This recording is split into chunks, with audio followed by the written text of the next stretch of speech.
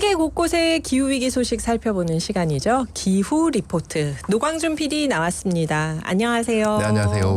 오늘은 또 어떤 새로운 소식이 있을까요? 오늘도 세 가지 소식이 쑥 들어와 있는데요. 네. 세 가지 소식을 다 세 가지 퀴즈로 한번 준비해봤습니다. 그럼 책이 3권 선물로 나가나요? 네, 기대가 됩니다. 네, 근데 일단 뭐 지금 운전대 잡으실 시간이라서 네. 너무 뭐 이렇게 부담 갖지 마시고 무리하지 마시고요. 마시라고 예. 합니다.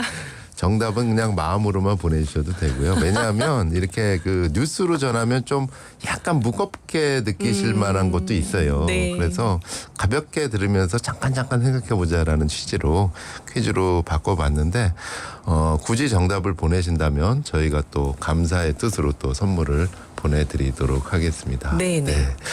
자, 첫 번째 뉴스이자 퀴즈 바로 들어가도록 하겠습니다. 네. 기적의 실 이야기인데요. 실요. 실. 예. 이 플라스틱이 정말 골치 아프잖아요. 이거를 옷감용 실로 재활용해낸 그런 세계 최초의 사례가 영국에서 보고가 되고 있습니다. 네. 자, 여기서 퀴즈 나갑니다. 잘 들어보세요. 길거리에 서 있는 홍보용 배너 또는 축구 셔츠, 유니폼 이렇게 빳빳하고 잘 찢어지지는 않지만 재활용하기 무지 힘든 플라스틱 종류 폴리에스테르 직물을 새 옷으로 만드는 실로 재활용하는 기업이 영국에서 등장했습니다. 영국의 벤처 기업인데요. 이 기업은 올해만 2,500만 톤의 폐기물을 재활용하고 내년에는 2배가량을 재활용한다라는 계획입니다. 여기서 문제. 이 생산 현장에 가디언 기자가 찾아가서 묻습니다. 아니, 플라스틱을 실로 바꾼다고요? 그 비결이 뭡니까?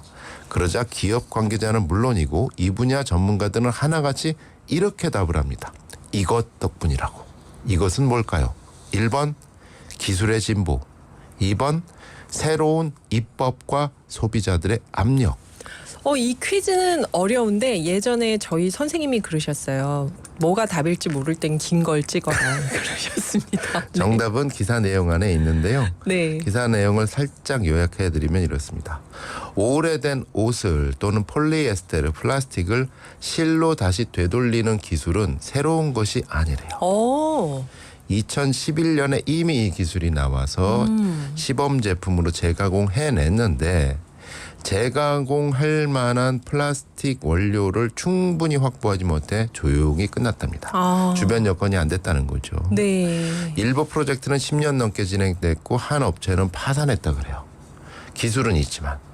그런데 지금 이제는 유럽연합 차원에서의 새로운 입법이 완료가 되고 소비자들의 압력이 결합되면서 주요 소매 업체들이 행동에 나서면서 이 재활용 업체들이 급속히 확장할 준비가 됐다. 네. 이겁니다. 이 기술이 2011년부터 있었군요, 원래. 네, 그러니까 전문가들이 말하는 최고의 재활용 방식은 이거래요. 플라스틱 병은 다시 플라스틱 병으로 되돌린다. 바틀도 바틀. 예. 옷은 다시 옷으로 재활용한다. 이게 최고의 재활용인데 네. 그렇게 하면 안 되잖아요. 옷을 가방으로 만들거나 그렇죠. 뭐 이렇게 되잖아요. 근데 더 어려운 게 이 홍보용 배너 같은 거, 네. 현수막 재질 같은 거. 그렇죠. 이거 어떻게 다시 되돌리기 힘들잖아요. 뭘 만들어도 결국 쓰레기가 되죠. 이걸 다시 이제 옷으로 되돌리는 기술은 있었으나 이거를 제대로 산업화할 수 있는 여건이 안 되었는데 그래서 영국에서만 매년 145만 톤의 중고 직물 중에 절반은 불태워지고 소각되고 네. 섬유로 재활용되는 비율은 20% 남짓이고 네. 42만 톤은 저기 저 규제가 없는 아프리카 또 칠레 아카타마 사막 네. 여기에 그냥 흩뿌려져 왔대요. 근데 요즘에는 아시아나 아프리카 저개발국도 더 이상 그 옷 못 받겠다. 이렇게 반발을 하고 있고. 아니 잠깐만요. 지금 하다 놀랬는데 네. 사막에 쓰레기 옷을 뿌렸다고요? 예. 칠레 어머나. 아카타마 사막 이건 나중에 한번 따로 말씀드릴게요. 예.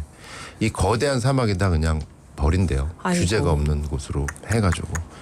그러니까 바다는 물론이고 뭐 여러 가지 버리는 곳이 많은데 네. 이런 곳에서 반발하고 있고 또 옷의 재활용 비율을 높여라는 소비자들의 압력은 계속 커져가고 있고 네. 네. 그래서 유럽연합 법안들이 이제 변화를 조직화하고 있다. 네. 그래서 프랑스나 네덜란드는 이미 중고 직물 취급에 대해서 아주 엄격한 조치를 취하고 있고 영국도 관련 법안이 내년부터 이제 뜰 거래요. 네. 이렇게 되면 그러니까 핵심은 뭐냐면 다양하게 나오지만 법안의 핵심은 옷을 파는 업체 예를 들어서 이제 유통업체들이잖아요. 네. 네. 그다음에 옷을 생산한 업체 원래 거기서 돈을 내서 재활용까지 지원을 해주는 거예요. 그것까지 부담을 해라. 예. 그래서 그러한 그들의 지원을 바탕으로 해서 기술이 있던 재활용 기업들이 네. 빵빵 이렇게 플라스틱을 다시 실로 본격적으로 이렇게 되돌리기 시작하는 겁니다. 그래서 영국 하더스필드 대학의 파리스 고스와미 교수 이 분야 전문가 재활용 기술 연구 전문가인데 네. 이런 말을 가디언에서 했습니다. 지금 시점부터 급격한 변화가 예상되며 앞으로 10년 안에 우리는 절대적인 변화를 보게 될 것이다. 아 정말 부디 그렇게 되길요. 네. 근데 이거는 유럽에서의 입법이 뒷받침이 되고 있는 것이죠. 네. 여러 가지 문제가 있는 것 같아요. 그러니까 그 공장 가동하는 거하고 똑같잖아요. 그러니까 원료가 일단 제 시간에 정해진 양이 짝짝짝짝 이렇게 들어와 줘야 되는데 그렇게 들어오지도 않았고 들어와서 제대로 분류되는 것도 힘들었는데 여기에 대한 체계적인 지원이 이제 마련되기 시작했다는 것이죠. 우리나라 같은 경우도 기술이 없는 게 아니라 제도와 정책의 이제 문제라는 거를 실감하고 있지 않습니까? 네. 네. 플라스틱 빨대를 종이로 바꿔내던 기술이 한순간에 사라지고 맞아요. 다시 종이가 플라스틱 빨대로 창궐이 되는. 맞아요. 일회용품 규제 그게 없어지면서. 다행스러운 거는 이번 22대 국회를 앞두고 좀 흐름들이 네. 여당이든 야당이든 다수정당이든 소수정당이든 다 뭉쳐서 국회 차원에서 기후특위가 결성될 조짐이 보여지고 있다고 그래요. 그래서 얼마 전에도 국회에서 새로 당선된 분들이 정파를 뛰어넘어서 우리 한번 기후국회를 위해서 법제화 한번 열심히 해보자.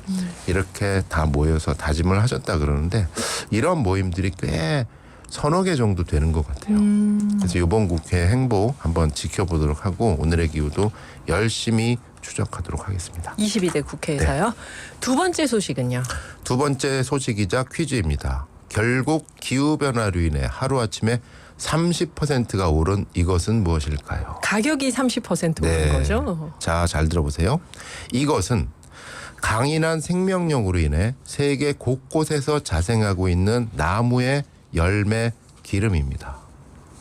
다른 식용유에 비해 가열점이 낮아서 엑스트라 버진으로 추출할 경우 발암 물질이 적다라는 이유로 건강한 기름의 대명사로 이용되고 있는데요.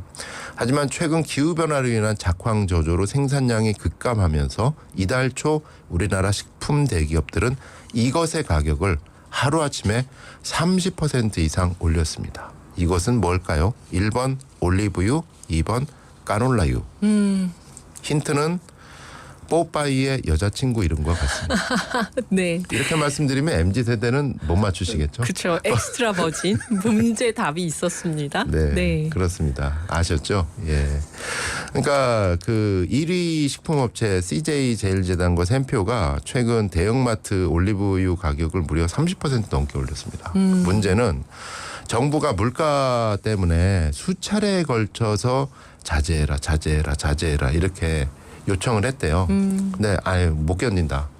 이상 기후 때문에 스페인 이렇게 워낙 수입가가 올랐기 때문에 더는 우리는 못 견딘다 하면서 30%쑥 올랐다는 기사가 여기저기서 나오고 있습니다. 거기서 오르면 전 세계가 다 오르죠 이제. 그래서 이제 국제 동향은 어떤가 우리만 그런가 했는데 아이고 뭐 외국도 뭐 마찬가지. 가디언 보도 보면 국제 올리브 협의회가 있거든요. 여기 최신 데이터를 보면 올해 전 세계적으로 230만 톤 미만이 생산된다. 이게 어느 정도냐면 작년이 최악이었다 그래요. 폭염 가뭄 때문에. 그때가 250만 톤이었는데 더 적은 거죠. 그래서 올해도 쭉쭉쭉쭉 오를 것 같다. 이미 이탈리아, 스페인에서는 지난달에 올리브유 생산자 가격이 60% 이상 급등. 그리스에서는 80% 이상 급등. 이러다 보니 현주에서는 야 올리브유 비싸서 못 먹겠다. 까놀라유 또는 해바라기 씨앗 없냐. 뭐 이렇게 대체하라는 움직임도 나오고 있고요. 스페인에서는 좀도둑들이 가장 먼저 노리는 품목이 올리브유가 됐다라고 합니다. 예. 영국의 슈퍼마켓에서는 이미 이 워낙 또 올리브유 가격이 오르니까 슈퍼마켓에서 올리브유 도난 사고를 막기 위해 보안 박스 안에 올리브유를 넣어서 팔기 시작했다라고 나오고 있습니다. 아이고, 이게 GMO에서 안전한 기름이라고 해서 굉장히 선호도가 높아지는데 네. 가격이 이렇게 오르니 큰일. 이러다 보니까 이제 상대적으로 가격이 싼 기름으로 가다 보면 결국 GMO를 만나게 된다. 그렇게 되죠. 예, 역설이죠. 기후플레이션이라는 단어가 자연스럽게 여기서 나오고 있어요. 기후, 클라이밋, 인플레이션. 이 두 개의 합성어인데요. 기후변화로 인한 자연재해, 극한 날씨로 먹거리 생산이 감소해서 물가가 오른다. 이거를 올해 내로 시리즈로 계속 보아야 되는 현실이 펼쳐지고 있는 것 같습니다. 네, 세 번째 뉴스는요. 1.5도 넘어서 2.5도 오른다며 절망하는 기후과학자에게 원로가 보낸 편지는 무엇이었을까?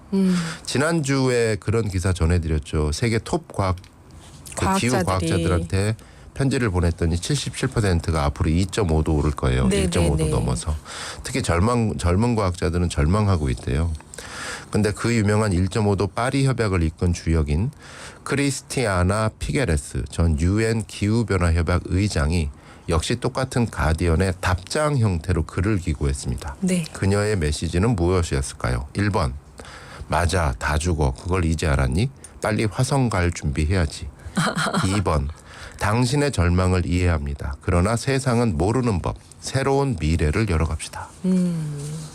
뭐였을까요? 몇 번이었을까요? 2번입니다. 그렇죠. 이 파리 협약이 체결되리라고도 안 믿었대요, 사람들이. 아하. 절대로 합의 못한다. 예, 자본주의 사회에서 합의 못할 거다. 알면서도 합의 못한다. 이랬는데 파리 협약이 2015년에 체결이 됐고 그리고 어쨌든 미진하지만 최소한 재생에너지 가능 비율은 지금 30%다. 그리고 그렇게 따지면 태양광이 지금 엄청나게 19년 연속 가장 빠르게 성장하는 추세를 보면 올해 태어난 어린이들의 자녀들은 인류 역사상 최초의 화석 연료 없는 세대가 될 것이라고 나는 확신한다. 그래서 지금도 전력망을 개혁하고 있는 엔지니어들, 제로에너지 건축물을 연구하는 건축가, 사회적 기업가, 토양을 복원하는 재생농부, 법적 옹호자, 그리고 새로운 관리, 수리, 재생 시스템을 발전시키고 있는 전 세계 수백만 명의 사람들을 생각해 보십시오. 불가능해 보이는 것을 새로운 표준으로 바꾸려면 훨씬 더 용기 있는 집단적 행동이 필요할 것입니다. 그 원로의 끝말은 이렇게 끝납니다. 우리는 긍정적인 사회적 전환점을 앞두고 있으며 1.5도를 넘어서는 세상은 아직 확정되지 않았습니다.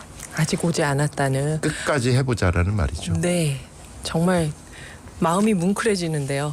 음악 오늘은 어떤 곡을 준비하셨는지. 진행자님이 선곡하신 노래에서 영감을 얻어서 이 음악을 인생은 모르는 일이다. 그렇죠. 네. 모르는 법입니다. 음악 듣고 4부에서 뵙겠습니다. 감사합니다. 노광준 PD님.